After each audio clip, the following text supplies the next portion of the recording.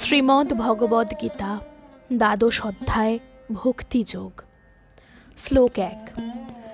অর্জুন জিজ্ঞাসা করলেন, এভাবেই নিরন্তর ভক্তিযুক্ত হয়ে যে সমস্ত ভক্তেরা যথাযথভাবে তোমার আরাধনা করেন এবং যাঁরা ইন্দ্রিয়াতীত অব্যক্ত ব্রহ্মের উপাসনা করেন, তাঁদের মধ্যে কারা শ্রেষ্ঠ যোগী? শ্লোক 2। শ্রী ভগবান বললেন, যাঁরা তাদের মনকে আমার সবিশেষ রূপে নিবিষ্ট করেন এবং অপ্রাকৃত শ্রদ্ধা সহকারে নিরন্তর আমার উপাসনা করেন, আমার মতে তাঁরাই সর্বশ্রেষ্ঠ যোগী। শ্লোক 3 এবং 4।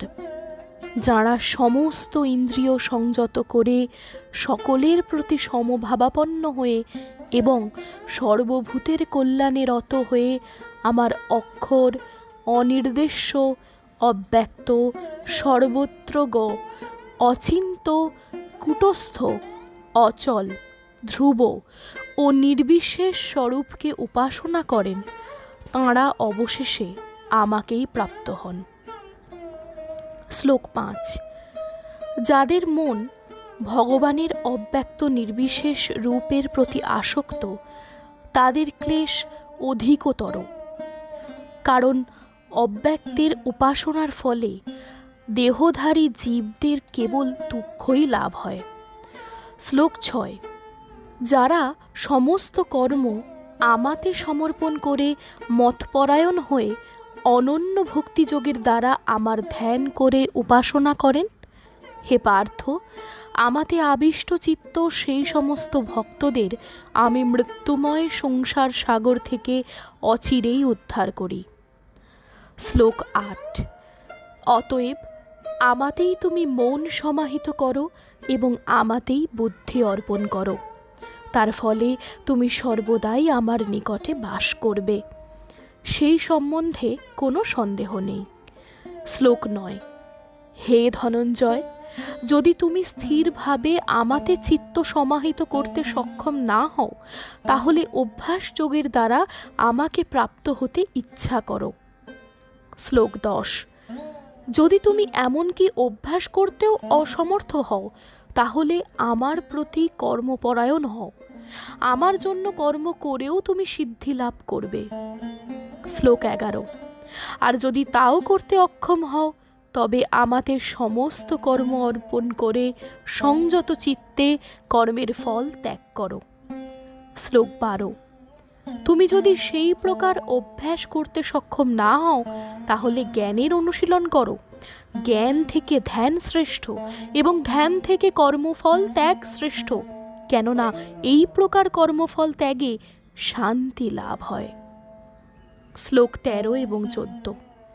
যিনি সমস্ত জীবের প্রতি দেশ শূন্য, বন্ধুভাবাপন্ন, কৃপালু, মমত্ব বুদ্ধি শূন্য, নিরহংকার, সুখ ও দুঃখে সমভাবাপন্ন, ক্ষমাশালী, সর্বদা সন্তুষ্ট, সর্বদা ভক্তি যোগে যুক্ত, সংযত স্বভাব, দৃঢ় সংকল্পযুক্ত এবং যাঁর মন ও বুদ্ধি সর্বদা আমাতে অর্পিত, তিনি আমার প্রিয় ভক্ত। শ্লোক 15। যাঁর থেকে কেউ উদ্বেগ প্রাপ্ত হয় না, যিনি কারও দ্বারা উদ্বেগ প্রাপ্ত হন না এবং যিনি হর্ষ, ক্রোধ, ভয় ও উদ্বেগ থেকে মুক্ত, তিনি আমার অত্যন্ত প্রিয়। শ্লোক 16। যিনি নিরপেক্ষ, সূচি, দক্ষ, উদাসীন, উদ্বেগশূন্য এবং সমস্ত কর্মের ফলত্যাগী, তিনিই আমার প্রিয় ভক্ত। শ্লোক 17। যিনি প্রিয় বস্তুর প্রাপ্তিতে হৃষ্ট হন না এবং অপ্রিয় বস্তুর প্রাপ্তিতে দ্বেষ করেন না, যিনি প্রিয় বস্তুর বিয়োগে শোক করেন না, অপ্রাপ্ত ইষ্ট বস্তু আকাঙ্ক্ষা করেন না এবং শুভ ও অশুভ সমস্ত কর্ম পরিত্যাগ করেছেন এবং যিনি ভক্তিযুক্ত, তিনি আমার প্রিয় ভক্ত। শ্লোক 18 এবং 19। যিনি শত্রু ও মিত্রের প্রতি সমবুদ্ধি সমাপন্ন, যিনি সম্মানে অপমানে, শীতে ও গরমে, সুখে ও দুঃখে এবং নিন্দা ও স্তুতিতে সমভাবাপন্ন, যিনি কুসঙ্গ বর্জিত, সংযত বাক্য, যৎকিঞ্চিৎ লাভে সন্তুষ্ট, গৃহাসক্তি শূন্য এবং যিনি স্থির বুদ্ধি ও আমার প্রেমময়ী সেবায় যুক্ত, সেই রকম ভক্ত আমার অত্যন্ত প্রিয়। শ্লোক 20।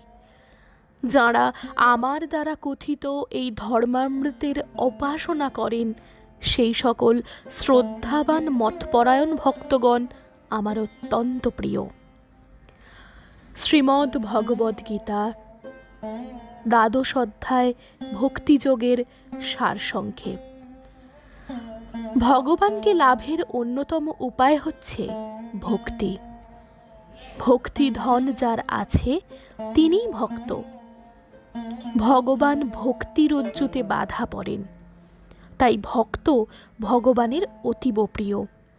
এই ভক্তি এবং ভক্তের কথাই এই অধ্যায়ে আলোচিত হয়েছে। এই অধ্যায়ের নাম সেই কারণেই ভক্তিযোগ।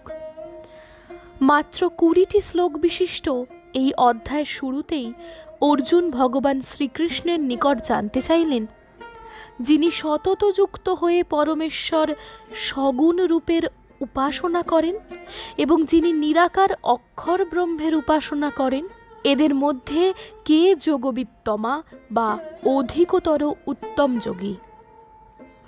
তদুত্তরে ভগবান শ্রীকৃষ্ণ বললেন যে, আমাতে মন একাগ্র করে নিরন্তর আমার ভজন ও ধ্যানে মগ্ন হয়ে যে ভক্তগণ সম্পূর্ণ শ্রদ্ধাযুক্ত হয়ে আমার সগুণ রূপের উপাসনা করে, যোগীদের মধ্যে তারাই অতি উত্তম যোগী।